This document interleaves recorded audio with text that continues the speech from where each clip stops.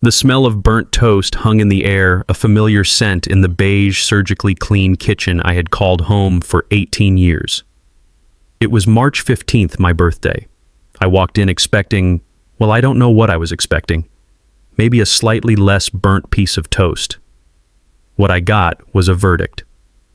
Sharon, the woman I called Mom, sat at the head of the oak table, her fingers dancing across a calculator, the soft clicks echoing in the silence. Opposite her, Gary, my quote-unquote dad, stared intently into his coffee cup like it held the secrets to the universe. Neither of them looked up when I entered. "Good morning," I said, my voice sounding strangely loud. Sharon didn't pause her calculations. "Liam, sit down. We need to discuss the termination of our agreement." Agreement. The word felt alien. I pulled out a chair, the legs scraping against the linoleum floor. Agreement. What are you talking about? Finally, she looked at me. Her eyes, the color of a winter sky, held no warmth. Our foster care contract. It officially expires today on your 18th birthday. The state subsidies cease. Therefore, our legal and financial obligation to you is concluded. She said it with the detached precision of a bank teller closing an account. Each word was a perfectly balanced, perfectly cold stone, dropped into the quiet pool of my life. My stomach twisted. You have to be kidding me. This is a joke, right? A really bad birthday joke. Gary shifted in his seat, still avoiding my gaze. Now, Liam, your mother is just explaining the practicalities of the situation. Practicalities? My voice cracked. I'm your son. Sharon let out a short, dry laugh. It was a sound completely devoid of humor. Legally, you have been our ward. We fulfilled our duties. You were fed, clothed, and housed. The monthly government stipend of $1,600 covered your expenses with a small margin for administrative oversight. She pushed the calculator towards me. The screen displayed a large number. This is a rough estimate of what it cost to raise you. As you can see, you were a net positive investment. You should be proud. Investment. The word hung in the air, thick and suffocating. My entire life, every meal, every school trip, every cheap Christmas present, it was all just a line item on a ledger. The love I thought was there, the family I thought I belonged to, it was all a financial transaction. A wave of nausea washed over me. I looked at Gary, pleading with my eyes for him to say something, anything to deny it. He just took a slow sip of his coffee, his silence a deafening confirmation. Sharon stood up, her movements crisp and efficient. We've allowed you to stay until your official birthday as a courtesy. Now it's time to transition to the next phase of your life. She walked over to a drawer and pulled out a black trash bag, the kind used for lawn clippings. She handed it to me. You have 30 minutes to pack your personal belongings. I stared at the bag, then back at her face, searching for any flicker of emotion. There was nothing. It was a blank wall. My belongings. Everything I have is from you. And now it is not, she stated simply. Pack whatever clothes you have. The rest stays. Consider it a final severance cost. Numbly, I walked to my room, the trash bag rustling in my trembling hand. The room was as beige and impersonal as the rest of the house. No posters on the wall, no personality. It was a holding cell, and I had been its temporary occupant. I pulled my few changes of clothes from the closet, stuffing them into the bag. My eyes landed on the only picture on my nightstand. It was a family photo from a trip to a state park years ago. We were standing in front of a waterfall. I was a gawky kid with a forced smile. Sharon and Gary stood on either side, their smiles just as artificial, their hands barely touching my shoulders. It wasn't a memory of a family. It was proof of a contract being fulfilled. I left the picture where it was. It wasn't mine to take. 20 minutes later, I was standing at the front door. The trash bag felt pathetically light. Sharon was waiting, holding my thin jacket and a small white envelope. She handed them to me. Inside, you will find $20 and a flyer for the Northside Homeless Shelter. They can assist you with your next steps. I took them, my fingers brushing against hers. Her skin was cold. I looked past her at Gary, who was now standing in the hallway, still holding his coffee cup like a shield.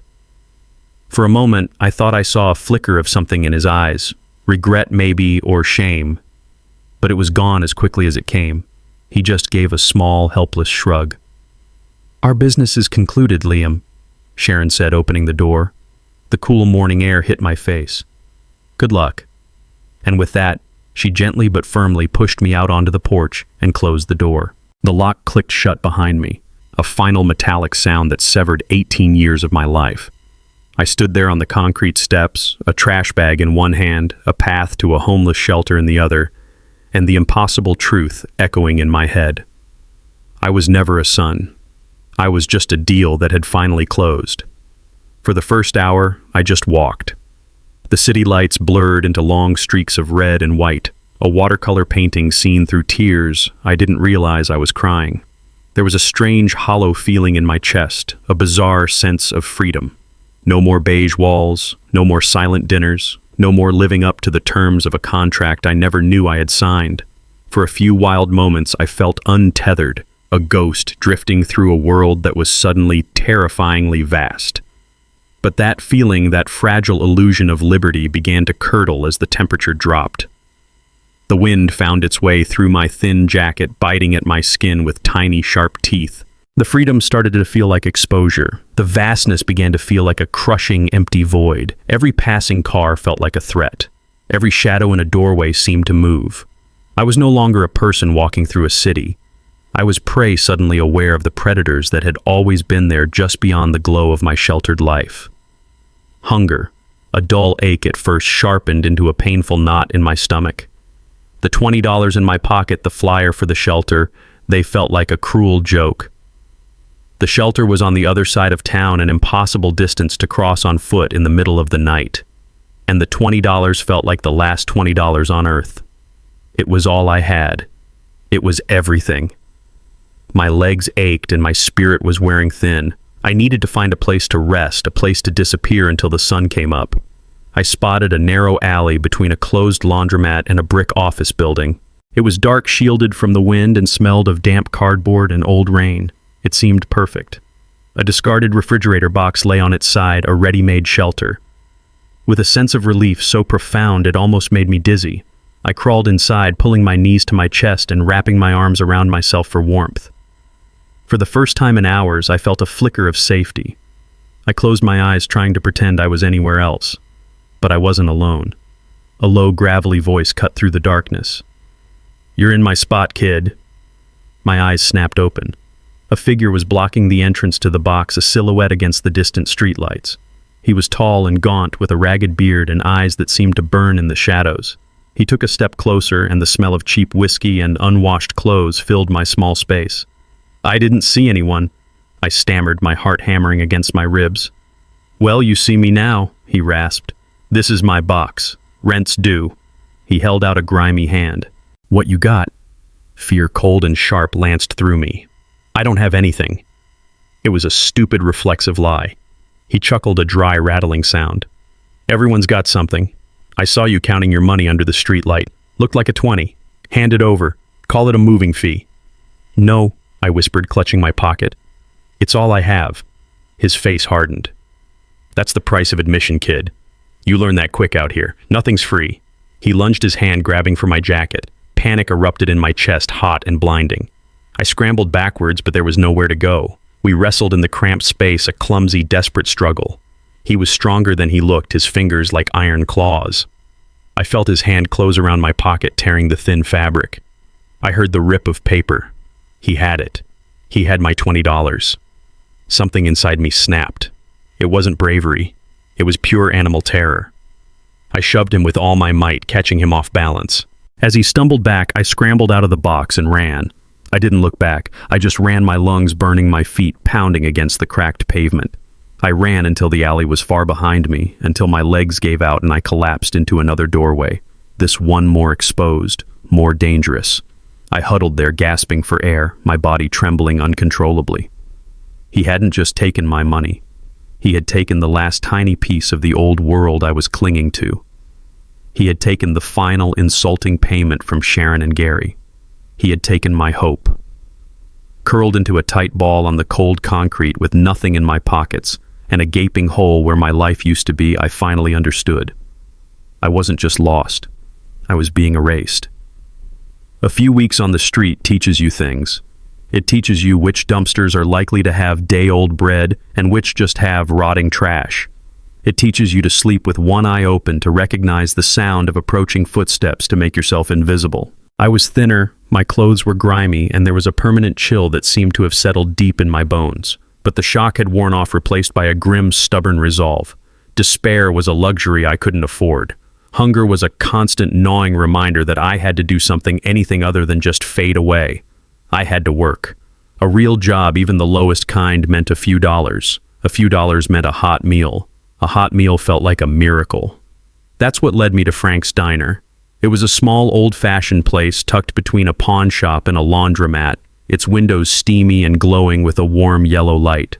The smell of frying bacon and coffee wafted out every time the door opened, a siren song to my empty stomach. I watched it for a whole day, gathering the courage to go inside. Finally, driven by a hunger that was becoming unbearable, I pushed open the door. A bell chimed. A man with a flour-dusted apron and a weary but kind face looked up from behind the counter. "Help you?" he asked, his voice gruff. I swallowed, my throat dry. "I was wondering if you were hiring. I'll do anything. Wash dishes, mop floors, take out the trash. I'm a hard worker." He sized me up, his eyes taking in my dirty clothes and gaunt face. I could see the skepticism, the practiced dismissal he probably gave to a dozen people like me every week. "Got any experience?" "No, sir," I said, forcing myself to meet his gaze. But I learned fast. And honestly, I'm desperate. I just need a chance. I'll work for a week for free. If you don't like my work, you don't have to pay me a cent. He was quiet for a long moment, wiping down the counter with a damp cloth. I could see the internal debate playing out on his face. He was probably a good man who had been burned before, but my offer, my sheer desperation, must have struck a chord. He let out a long sigh. "You're a kid. You should be in school." Life had other plans.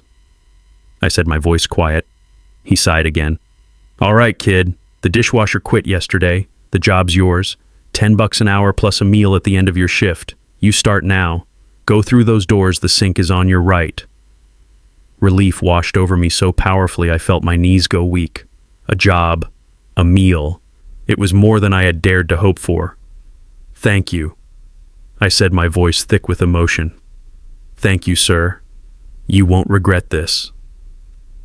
I was about to turn and head to the kitchen, a genuine smile on my face for the first time in weeks, when the bell on the door chimed again. And my world, which had just started to show a flicker of light, was plunged back into darkness. It was them. Sharon and Gary Miller walking in for a Sunday breakfast as if it was the most normal thing in the world. They didn't see me at first. They slid into a booth, and Frank walked over to take their order. I froze, hidden behind a tall potted plant near the kitchen, my heart pounding a frantic rhythm against my ribs. I just needed to get to the kitchen. If I could just get to the kitchen without them seeing me. But it was too late. As Frank walked away from their booth, Sharon's eyes scanned the diner, and then they landed on me. There was no surprise in her expression, no shock. Just a familiar, cold annoyance, as if she had found a cockroach in her pristine, beige world. She raised a perfectly manicured finger and called out, "Frank, a word, please." Frank walked back to their table, and I watched paralyzed as Sharon leaned in and began to speak in a low, conspiratorial whisper. I couldn't hear the words, but I didn't need to. I could see them in the way Frank's face changed, his brow furrowing with concern, his kind eyes hardening with doubt. He glanced over at me, then back at Sharon, who nodded with a look of grim certainty. Gary, as usual, just stared at the menu, a willing accomplice in his silence. The conversation ended. Frank walked back over to me, his face set in a mask of regret. "Son," he said, his voice low. "I'm sorry, I can't have you working here." "But why?" I pleaded, though I already knew the answer. "What did she say?" He looked uncomfortable. She said, "You have a history of stealing. Said they had to let you go because you were taking money from them." "Look, kid, I'm sorry. I can't take the risk. I'm running a small business here." The air left my lungs. The lie was so cruel, so unnecessary. They had already thrown me away. Now they were making sure I stayed in the gutter. I looked over at their booth. Sharon met my gaze, a flicker of triumphant cruelty in her eyes, before turning back to Gary to discuss what she wanted for breakfast. I was no longer her problem. I was just a minor inconvenience that had been tidied away. "Please," I whispered to Frank. "She's lying." "I'm sorry, kid," he said again, his voice firm this time. "You have to leave." He pointed to the door. Humiliation burned my cheeks. I turned and walked out, the little bell chiming my exit. The warm air of the diner was replaced by the cold, indifferent wind of the street. They hadn't just taken my home. They had taken my future. They had taken my hope. And as I stood on that sidewalk with the smell of bacon I would never eat taunting me, I understood that they would never stop trying to destroy me. That encounter in the diner was a final, brutal lesson. Humiliation, I learned, was a fire that could either consume you or forge you into something harder. I chose to be forged. The naive boy who believed in second chances was gone, burned away in the heat of Sharon's casual cruelty. What was left was a survivor. The next 3 months became a blur of moments, a mosaic of grit and grime, each piece adding to the new person I was forced to become. The city ceased to be a collection of streets and buildings. It became a complex ecosystem with its own unforgiving laws of nature, and I was a creature learning to adapt or die. My days were governed by a relentless rhythm. Mornings were for scavenging. I learned that the bakeries on the west side threw out their day-old bread around 6 a.m. I'd be there, a shadow among shadows, waiting for the heavy bags to be tossed into the dumpster. The bread was often hard, but it was food. It was fuel. I learned to swallow my pride along with half-eaten sandwiches I found on park benches, telling myself that pride was a luxury for those with full stomachs. My stomach was rarely full. Afternoons were for seeking refuge in the grand, silent halls of the public library. It was more than just a warm place. It was an escape. Tucked away in a remote corner of the history section, I could lose myself in the lives of others. I read about Roman generals, about pioneers crossing vast wildernesses, about scientists unlocking the secrets of the universe. Their stories of struggle and perseverance became a silent conversation, a source of strength. The librarians knew who I was, a ghost haunting their shelves, but as long as I was quiet, they let me be. Nights were the hardest. The library would close, and the city would show its teeth. I learned to see the urban landscape not as a person does, but as prey does. I learned that the subway grates on Lexington Avenue pushed out the warmest air, a small pocket of comfort in a world of cold concrete. I learned which alleyways were dead ends, which parks became dangerous territories after sunset. Sleep was never a true rest. It was a state of high alert, a shallow dive into unconsciousness, from which any sudden noise could jolt me awake, my heart pounding, my muscles tense to run. I learned to make myself small, to blend into the background, to be utterly forgettable. The boy I had been was gone. I saw him sometimes, a fleeting ghost in a shop window's reflection, but the person staring back at me was a stranger. My face, once round with the softness of youth, was now thin and angular. My eyes, which had once been filled with a hopeful naivety, were now constantly scanning, assessing, calculating. They were the eyes of someone who had seen too much and expected too little. I stopped thinking about the future. It was a concept as distant and abstract as the stars. My entire existence had been compressed into a singular, relentless focus: survive today. Then, if I was lucky, survive tomorrow. And so 3 months crawled by, each day a small victory, another 24 hours stolen from the jaws of despair.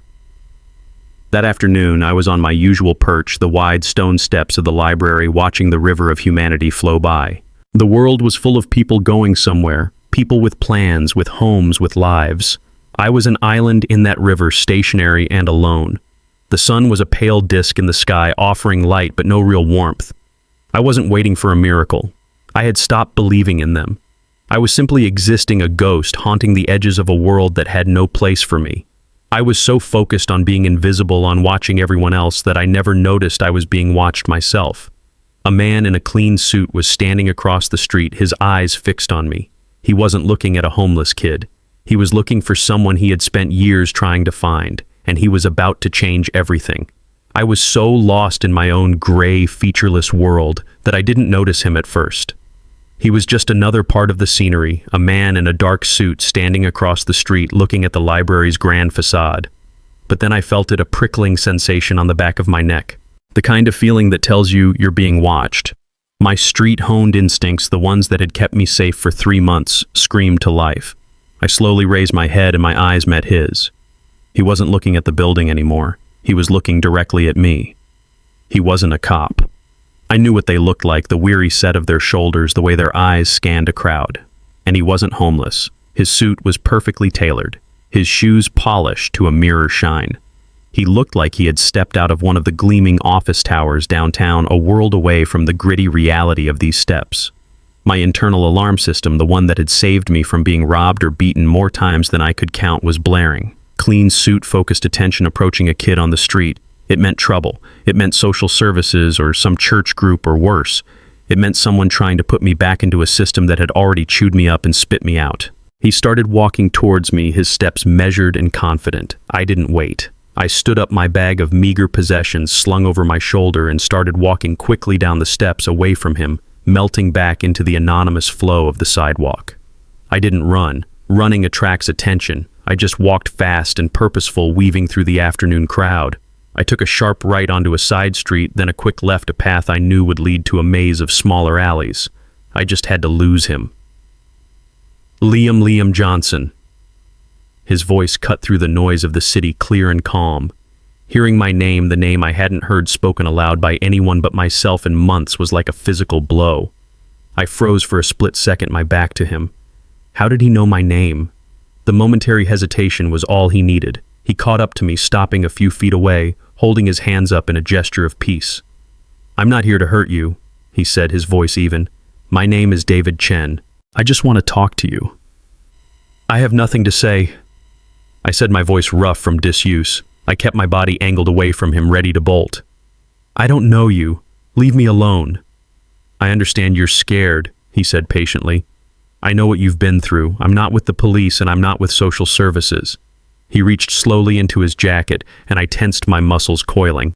But he only pulled out a small white business card. He held it out to me. "I'm a private investigator." I glanced at the card.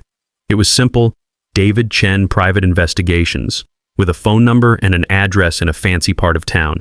It meant nothing to me. A trick. Everything was a trick. "I haven't done anything," I said defensively. "You have the wrong person."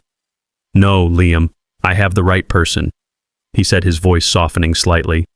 "I've been looking for you for a very long time." A cold laugh escaped my lips. "Nobody's looking for me. I don't have anyone." "That's not true," he said. He took a small step closer. "Look, I know this is hard to believe, but you have to listen to me. This is important." I shook my head, taking a step back.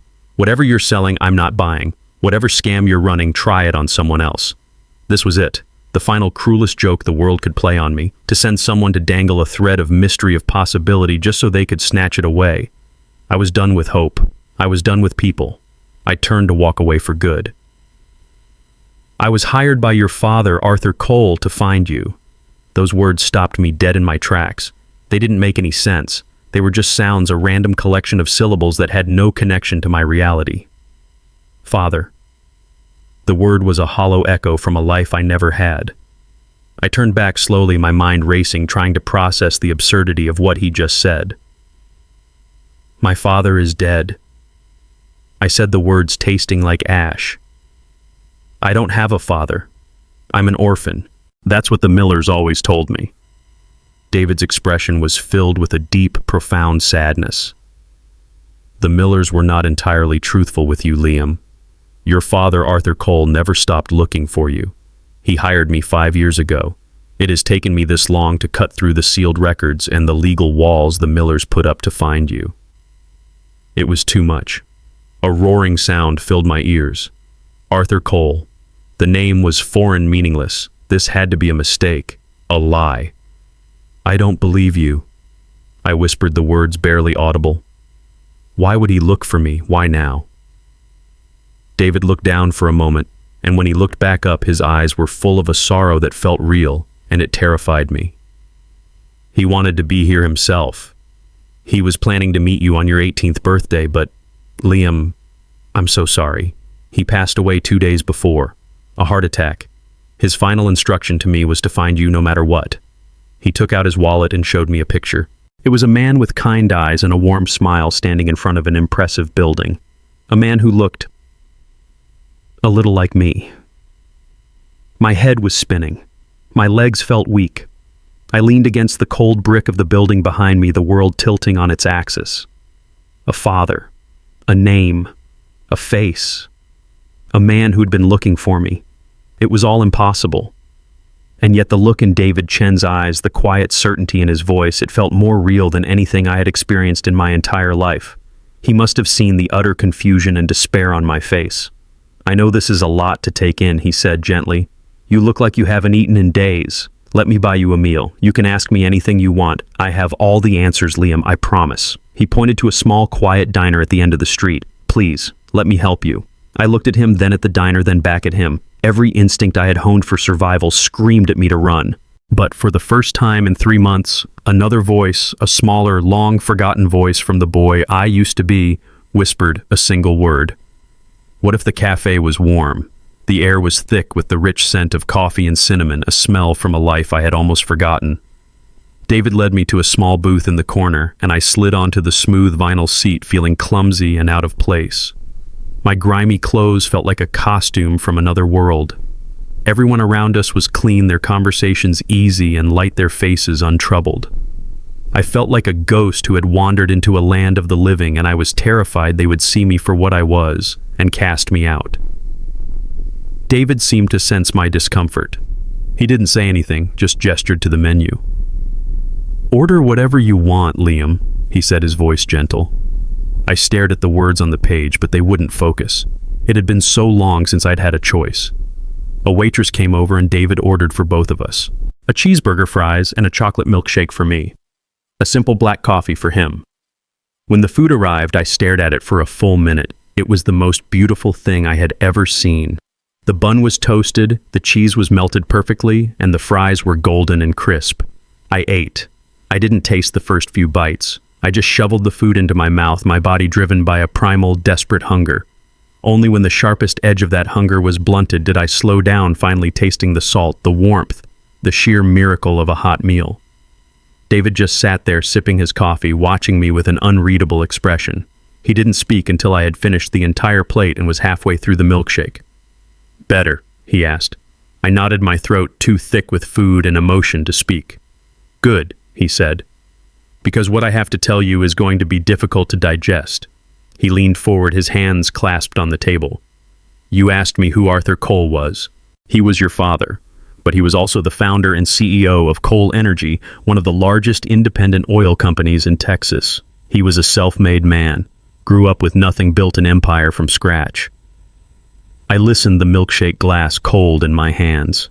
It still felt like he was talking about a character in a book, not a person connected to me. "He met your biological mother when they were both very young," David continued. "They were just kids, really, scared. They made the difficult decision to put you up for adoption, thinking it would give you a better life. It was the biggest regret of his life. He never forgave himself." The story began to take shape, pieces of a puzzle I never knew existed, clicking into place. Your mother passed away a few years later in an accident. But your father, he never stopped thinking about you.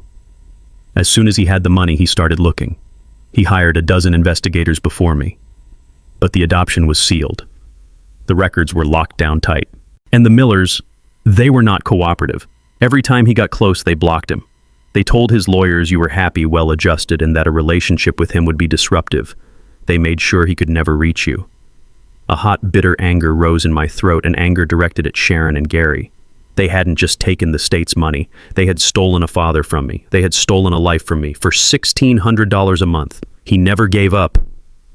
David said, his voice filled with a quiet admiration. For 18 years he fought. He finally won a court order to unseal the records a month before your 18th birthday. He was overjoyed. He planned everything. He was flying to meet you. He had a reservation at a restaurant for your birthday dinner. He was going to tell you everything, to ask for your forgiveness, to give you the life he always dreamed for you. David paused, and his next words were heavy with the weight of the tragedy. His heart gave out on the plane. He never made it. I felt a strange hollow ache in my chest. It was grief, a deep, confusing, impossible grief for a man I had never met, a father who was a ghost. How do you mourn a phantom? How do you miss a life you never knew you had? The milkshake tasted like ashes in my mouth. I pushed it away. "So that's it," I whispered. He's just gone. He's gone, Liam, David confirmed softly. But he didn't leave you with nothing. His will was very clear. He spent his entire life building his company, his fortune, and he did it all for one reason: to give it to the son he never got to know. David leaned in a little closer and his voice dropped. He left you everything. The company, the houses, the investments. You are the sole heir to the entire Cole estate. The lawyers estimate its value at over $900 million. The number was so large, so absurd that I almost laughed. It was meaningless. 900 million, $20. To a boy who had been sleeping in a cardboard box, both were equally impossible sums. The world tilted again, the quiet hum of the cafe fading into a dull roar in my ears. It wasn't real. None of it was real. I was going to wake up any second, the smell of coffee replaced by the stench of damp pavement, the warmth of the diner a phantom limb. This man, this story, this impossible fortune. It was just a dream brought on by hunger and despair. It had to be. Because if it was real, then my entire life, every moment of it, had been a lie. And the truth was so big, so heavy, it felt like it could crush me. The elevator that carried us to the lawyer's office was a silent mirrored box, and the stranger staring back at me was someone I barely recognized. His clothes were filthy, his hair was a mess, but his eyes held a flicker of something that had been extinguished for months, a terrifying, fragile flicker of hope. David stood beside me, a quiet, reassuring presence in the silent ascent. We arrived on the 54th floor. The doors opened not to a hallway, but directly into a reception area that was larger than the entire Miller house. The floor was polished marble. The air smelled of old books and money, and the view from the floor-to-ceiling windows was of a city spread out beneath us like a map. It was the world seen from the heavens, a perspective so alien it made me dizzy. A man in his late 60s, with a kind face and a perfectly tailored gray suit, greeted us at the door of a large office. "David," he said, shaking his hand, "and you must be Liam." He extended a hand to me. His name was Mr. Sterling, and his handshake was firm and warm. "Arthur spoke of you often. Please come in." His office was like something out of a movie. Bookshelves lined the walls from floor to ceiling, a large mahogany desk sat in the center, and two soft leather chairs faced it. I sat on the edge of one, feeling as if I would contaminate the expensive leather with my presence. I was a stray dog who had wandered into a palace. Mr. Sterling sat behind his desk, and David took a seat in a chair near the wall, giving us space. Mr. Sterling opened a thick leather-bound portfolio on his desk. "Liam," he began, his voice both professional and gentle. "David has likely given you the broad strokes of the situation. It is my duty as the executor of your father's estate to confirm it. Arthur Cole was your biological father, and upon his passing you became his sole beneficiary." He turned the portfolio around for me to see. It was filled with documents, charts, and numbers. So many numbers. Numbers with so many zeros after them that they lost all meaning. Cole Energy Corporate Holdings, real estate portfolios in 3 states, equities, bonds, offshore accounts. The final number in the bottom of the summary page was written in bold black ink, a figure so astronomical it felt like a typo. I stared at the paper, my mind trying and failing to grasp its reality. Hours ago, my entire net worth was a $20 bill that had been stolen from me in a dirty alley. Now this man was showing me a number that could probably buy the entire city block I'd been sleeping in. The whiplash was too much. The numbers weren't real. They were just symbols on a page in elaborate fiction. "I don't understand," I whispered, shaking my head. Mr. Sterling nodded, his expression full of empathy. "Of course you don't. It's an impossible situation. The money, the assets. That is all just business. We can deal with the details of that later. Arthur knew this would be overwhelming. He left something for you, something more important than all of this." He reached into a drawer and pulled out a single thick envelope made of heavy, cream-colored paper. My name, Liam, was written on the front in a strong, elegant script. "He wrote this the night before he boarded the plane to come see you," Mr. Sterling said softly. "He asked me to give it to you personally." He slid the envelope across the polished desk. It stopped directly in front of me. My hand trembled as I reached for it. The paper felt warm, real. I could feel the indentations of the pen where the writer had pressed down hard. This was real. This was his. With shaking fingers, I opened it and unfolded the letter inside. "My dearest son," it began. The words blurred as tears welled in my eyes. "If you are reading this, then I have failed in the most important mission of my life, to say these words to you in person. For that failure from the bottom of my soul, I am sorry. There is no excuse for my absence in your life, only a reason. I was a child myself, a scared, foolish boy with nothing to offer but my own fear. I let you go because I thought it was the only way to give you a chance at a better life. It was the single greatest mistake I have ever made, and I have paid for it every single day for 18 years. I had to pause, a sob catching in my throat. I wiped my eyes and kept reading. I built an empire, Liam. I turned dust and oil into a dynasty. Men respect me, they fear me, they call me a success. But every night I would go home to an empty house and know the truth. All the money in the world cannot fill a hole in your heart that is shaped exactly like your son. I tried. I looked for you for so long, hitting walls of paper and law and people who did not want you found. But I never gave up hope. I dreamed of this day, your 18th birthday. I imagined shaking your hand, hearing your voice, seeing what kind of man you have become. I hoped I would see a flicker of myself in your eyes. This fortune I am leaving you. It is a poor substitute for a lifetime of memories we never made. It is a tool, nothing more. Use it to build a life you are proud of. Use it to be happy. Use it to help others. Do not let it define you as I foolishly let it define me for so long. Know this, my son. Though we never met, I have loved you every single day of your life. I was proud of you on the day you were born, and I am proud of the man I know you are now. I hope one day you can find it in your heart to forgive the foolish boy who let you go. Your loving father, Arthur Cole. The letter fell from my hands onto the desk. The dam I had built inside me, the hard wall of survival and cynicism, it shattered into a million pieces. A loud, ragged sob tore from my chest, the sound of 18 years of loneliness and confusion breaking free. I wasn't an investment. I wasn't a transaction. I was a son. I was loved. I had a father. And I had lost him all in the same impossible day. I buried my face in my hands and wept. The drive with Mr. Sterling was a blur. I sat in the plush leather seat of his car, the city sliding by in a cascade of light and color, but all I could see were the words on the pages clutched in my hand. Your loving father. The letter felt like an anchor in a raging sea of confusion, the only solid thing in a world that had dissolved into unreality. We pulled up to a sleek, modern building with no windows and a single imposing steel door. It looked more like a fortress than a building. Arthur wanted to ensure these items were kept safe, Mr. Sterling explained as he led me inside. He called it his hope chest. We went through 2 security checkpoints before arriving at a large circular vault door. Mr. Sterling entered a code and the heavy door swung open with a soft hydraulic hiss. He gestured for me to go in first. The room inside was not a dusty storage unit. It was a climate-controlled, softly lit space meticulously organized. Metal shelves lined every wall, and on those shelves were 18 distinct collections of items. Some were small boxes. Others were larger, awkwardly shaped packages, all wrapped in different brightly colored paper. At the front of each section was a small, elegant placard, Year 1, Year 2, Year 3, and so on all the way to Year 18. It was a timeline of a life I had never lived, a museum of a childhood that had existed only in one man's heart. My legs felt unsteady. I walked slowly to the first section, my fingers tracing the number 1 on the placard. I picked up a small rectangular box wrapped in paper decorated with blue teddy bears. The tape was old and brittle.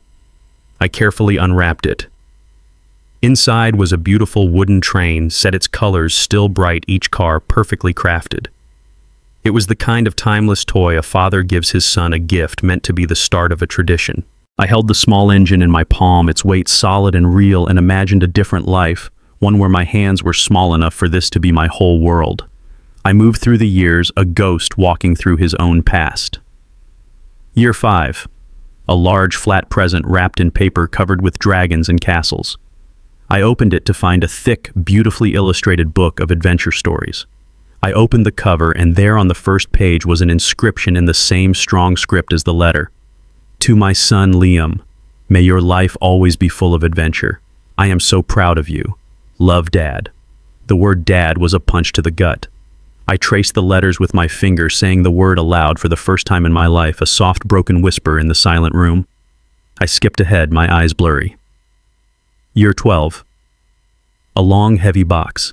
Inside, nestled in soft foam, was a powerful telescope, its black metal cool to the touch. It was a serious, magnificent gift. A gift that said, "I want to give you the stars." A gift that promised a universe of possibilities. The irony was a bitter pill. While my father was dreaming of giving me the cosmos, I was living in a beige room being told that my existence was a line item on a budget. But the gifts were only the beginning. On a separate set of shelves were rows of thick leather-bound albums. I pulled one down. The cover read Liam's Firsts. I opened it.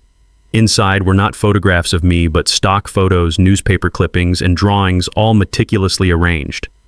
A picture of a baby taking its first steps had a handwritten caption beneath it, "Liam's First Steps. I bet you ran before you could walk."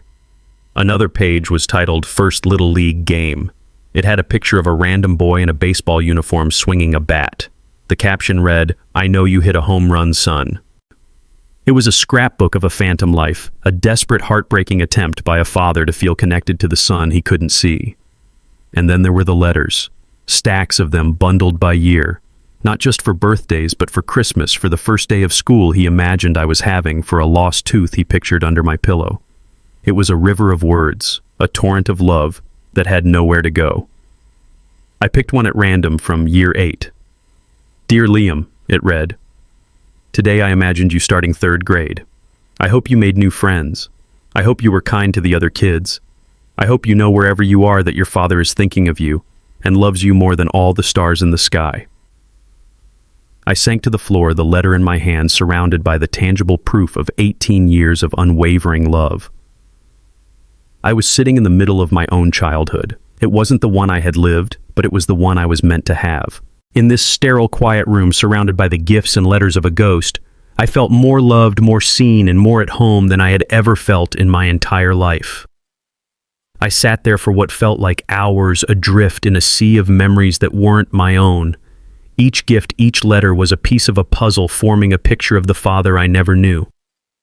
Mr. Sterling had left me alone, giving me the space I needed to process the impossible. As I was carefully placing a letter back into its bundle, my eyes caught something I hadn't noticed before. Tucked away on the shelf for year 18 was a sleek, modern box, different from all the others. It was sealed, and on top, in my father's familiar script, were 2 words, "Play Last." My heart began to beat a little faster. With a sense of nervous anticipation, I opened the box. Inside, nestled in black foam, was a brand new tablet computer. A small folded note sat on top of it. I unfolded the note. "Liam," it read, "there is one last thing you need to know. It is not easy to hear, but it is the truth, the full truth, and you deserve that. Watch this.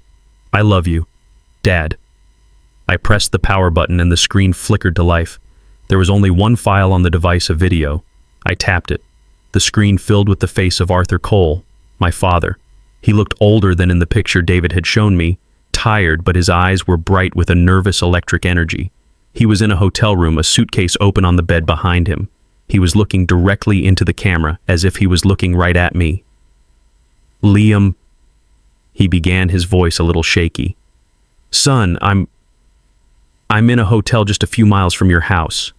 Tomorrow is your 18th birthday, and tomorrow I'm finally going to meet you." He smiled, a wide, hopeful smile that made my chest ache. "I've rehearsed what I'm going to say 1,000 times, and I know I'll probably mess it all up, but I hope you'll see what's in my heart. I hope you'll give me a chance." His smile faded, and a look of deep pain replaced it. "There's something else, a reason I'm recording this. I wanted to tell you this in person, but I think it's better if you see it for yourself." He took a deep breath. "When my lawyer finally made contact with the Millers, I was overjoyed. I offered them a substantial sum of money, a thank you gift for taking care of you. I thought they would be happy for you, for us, but their reaction, it was not what I expected." He shook his head, a look of pure disbelief on his face. "Mrs. Miller, Sharon, she refused to let me see you. She said it would be too disruptive to your life. She said you were settled and that the appearance of a biological father would cause you undue emotional distress. At first, I thought she was being protective. But then came the real reason. My blood ran cold. It wasn't about protecting you, Liam, he said, his voice cracking with anger and sorrow. It was about money. She said that for her to manage the disruption and to facilitate any kind of meeting, they would require a significant increase in financial support. She wasn't your mother's son. She was a gatekeeper, and you were the prize she was holding for ransom. My father's image on the screen was then replaced by a document. It was a screenshot of an email.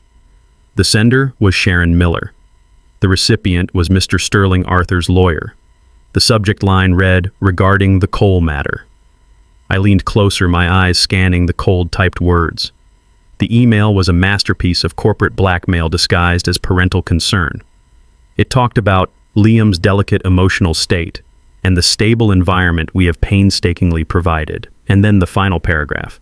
Given the potential for significant emotional and psychological upheaval, we would require a one-time payment of $500,000 to help manage this transition, along with a monthly stipend of $10,000 to ensure Liam's continued stability. We believe this is a fair price to ensure a smooth and positive outcome for everyone involved. A wave of pure cold rage washed over me, so intense it made me feel dizzy. This was the final, ugliest piece of the puzzle. They hadn't just neglected me. They hadn't just kicked me out. They had actively, maliciously, and greedily stood between a father and his son. They had put a price tag on me. They saw my father's love not as a gift but as a weakness to be exploited. They had tried to sell me. The video ended, the screen went black, but the words of that email were burned into my mind. The last shred of pity I might have had for Sharon and Gary, any thought that they were just misguided or pathetic, it all vanished. They were not pathetic. They were monsters hiding in a beige house counting their profits while my father's heart was breaking. The rage I felt in that vault was a cold, clean fire. It burned away the last of the confused, grieving boy I had been just hours before. In its place stood someone new, someone with a purpose, someone with a name to honor. I was no longer Liam Johnson, the foster kid. I was Liam Cole, the son of Arthur Cole. And I had a legacy to claim. After a quick stop to buy a simple, clean suit that felt like a costume, David and Mr. Sterling escorted me back to the gleaming skyscraper that housed Cole Energy. This time, we didn't stop at the lawyer's office. We went all the way to the top floor to the boardroom. When I stepped inside, the conversation in the room came to an abrupt halt. A dozen pairs of eyes belonging to men in expensive suits all turned to me. They were the board of directors, the titans who had helped my father build his empire. I could see the open curiosity, the skepticism, and in some cases, the outright disdain on their faces. To them, I was an anomaly, a ghost who had suddenly appeared to claim a throne they felt they had earned. One man in particular, a tall figure with silver hair and a stern, unforgiving face, stood at the head of the long, polished table. This I knew from Mr. Sterling's briefing was Robert Maxwell, the chief operating officer, my father's right-hand man for 30 years. His eyes were like chips of ice as they raked over me, dismissing me in a single sweeping glance. Mr. Sterling cleared his throat. "Gentlemen," he announced to the silent room, "allow me to introduce Liam Cole, Arthur's son and the new majority shareholder of this company." A low murmur went through the room. Robert Maxwell did not murmur. He stared directly at me, his expression hardening. "A pleasure," he said, his voice dripping with sarcasm. We were all deeply saddened by Arthur's passing. He was a great man, but I must admit we are all a bit surprised by this development. Arthur never mentioned a son. He was a private man. I said, my voice steady, surprising even myself. Maxwell gave a humorless smile. Indeed, private enough to keep his only heir living on the streets, apparently. The jab was meant to sting, to unbalance me, to expose me as the imposter he clearly thought I was. The other men shifted uncomfortably in their seats. "Forgive my bluntness, Mr. Cole," he continued, leaning forward on the table. "But this is a multi-billion-dollar corporation, not a schoolyard. It requires experience, a lifetime of dedication, and a deep understanding of the industry. With all due respect, what experience do you bring to this table? What do you, a boy who was until yesterday a ward of the state, know about running an empire?" The challenge hung in the air, thick and heavy. All eyes were on me. They were waiting for me to crumble, to get angry, to prove him right. The old Liam would have. but the old Liam was gone. I thought of my father's letter of the vault filled with his hopes and dreams. I thought of Sharon Miller's email and the cold, hard price she had put on my head. I let out a slow breath, my gaze never leaving Maxwell's. "You're right, Mr. Maxwell," I began, my voice quiet but carrying in the silent room. "I don't know the first thing about drilling rights in West Texas or the fluctuating price of crude oil. I have no experience in a boardroom. My experience for the last 3 months has been in learning how to survive, how to find food when you're hungry and shelter when you're cold." I paused, letting my words sink in. But my father left me a letter, and in it he taught me the single most important lesson he ever learned. He said that a man's worth isn't measured by the money in his bank account or the title on his business card. It's measured by the integrity of his character and the content of his heart. I looked around the table, meeting the eyes of each man.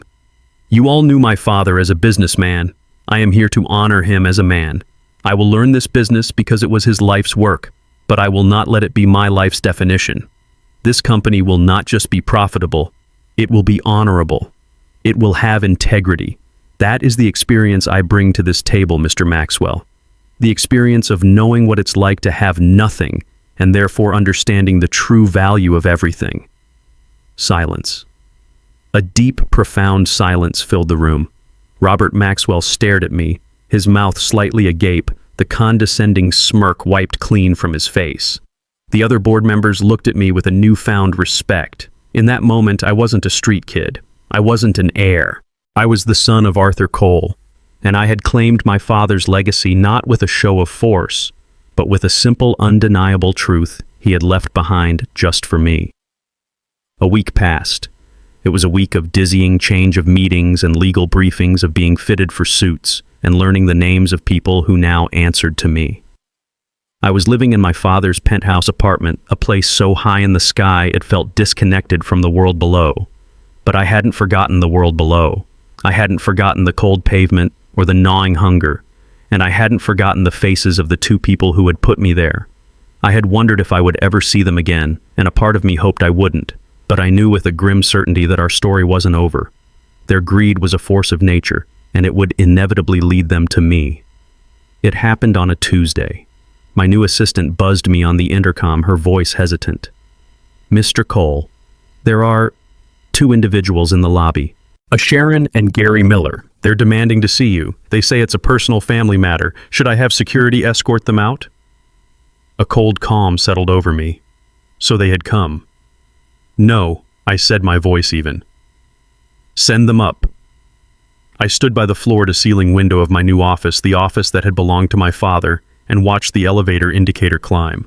40 floors, 50, 60. When the doors to my office suite finally opened, they stood there blinking in the bright, spacious room, looking small and out of place. They were no longer the titans of my small beige world. They were just 2 people in cheap clothes, their faces etched with a mixture of awe and desperation. Sharon was wearing a gaudy floral dress, and Gary was fidgeting with the collar of a shirt that was too tight for him. The power dynamic, the one that had defined my entire existence, had not just shifted. It had been completely inverted. "Liam," Sharon said, her voice attempting a warmth that sounded utterly false, "we saw your picture in the news. We couldn't believe it. We are so proud of you." "Are you?" I asked, not moving from my spot by the window. "That's not the impression I got when you told Frank at the diner I was a thief." Color rose in her cheeks. "That was a misunderstanding. We were worried about you. We've been worried sick." "You have a strange way of showing it," I said, my voice flat. I gestured to the 2 leather chairs in front of my large desk. "Sit down. Tell me why you're really here." They sat looking like scolded children. Gary stared at his shoes, but Sharon, ever the transactional one, got straight to the point. "Liam, we've fallen on hard times," she began, her voice taking on a whiny, pleading tone. "After you left, things got difficult. Gary's hours were cut at the hardware store. The bills are piling up. We made mistakes, we know that. We were just trying to do what was best, and we didn't always get it right. But you're our son. We raised you." "You housed me," I corrected her. "You fulfilled a contract. My father, Arthur Cole, was the one who loved me, and you stood in his way. You tried to sell me to him for $500,000. The color drained from her face. She was speechless. Gary finally looked up, his eyes wide with panic. They hadn't expected me to know. They thought they could play on a history that never existed. "We just need a little help, Liam," Sharon finally stammered. "To get back on our feet. For old time's sake. Alone, perhaps." I walked over to my desk and sat down in the large leather chair, my father's chair. I looked at them, at their greedy, desperate faces, and I felt nothing. No anger, no desire for revenge, just a profound, empty pity. Revenge would be giving them what they wanted, an emotional reaction. I would give them something far more instructive. "You're right about one thing," I said, my voice cool and professional. "I do believe in giving people an opportunity. My father's company believes in giving people a chance to work and prove their value." I pressed a button on my intercom.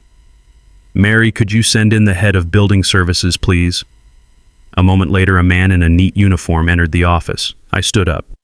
"Sharon, Gary, this is Mike. He manages the cleaning and maintenance crews for this entire building." I then turned to Mike.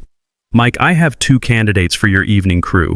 They're looking for an opportunity to start over. I'm sure you can find a place for them. Full-time, standard wages, full benefits." I turned back to the Millers, whose faces were a mask of horror and disbelief. "The evening shift starts at 6 p.m. You'll be provided with uniforms. My father's company is built on the value of hard, honest work. This is your opportunity."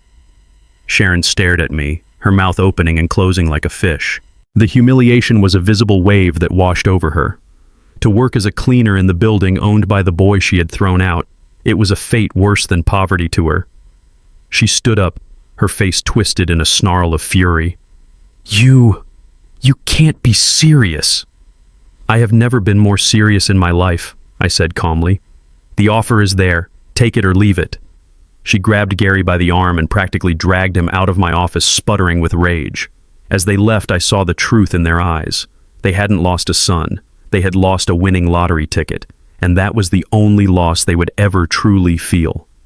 Watching Sharon and Gary leave my office, I didn't feel triumph. I didn't feel the satisfaction of revenge. I just felt a quiet, profound sense of closure. They were a chapter of my life that was finally completely finished. Their story was about transactions, about profits and losses. My story, I decided in that moment, would be about value. The encounter with them didn't fill me with anger. It filled me with a powerful, urgent sense of purpose. I now had the resources to do more than just survive. I had the power to build. A few days later, Robert Maxwell requested a meeting. He walked into my office, his expression no longer condescending but cautious and observant. He laid a thick binder on my desk. "Mr. Cole," he said, his voice all business. "This is our 5-year strategic plan. It outlines several promising oil field acquisitions. Arthur was considering them before he passed. They represent a significant growth opportunity."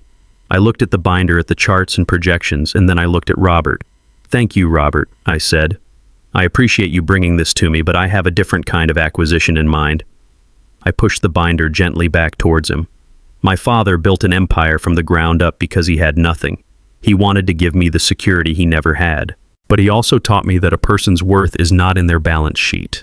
I think the same should be true for a company." I stood up and walked to the window, looking down at the sprawling city.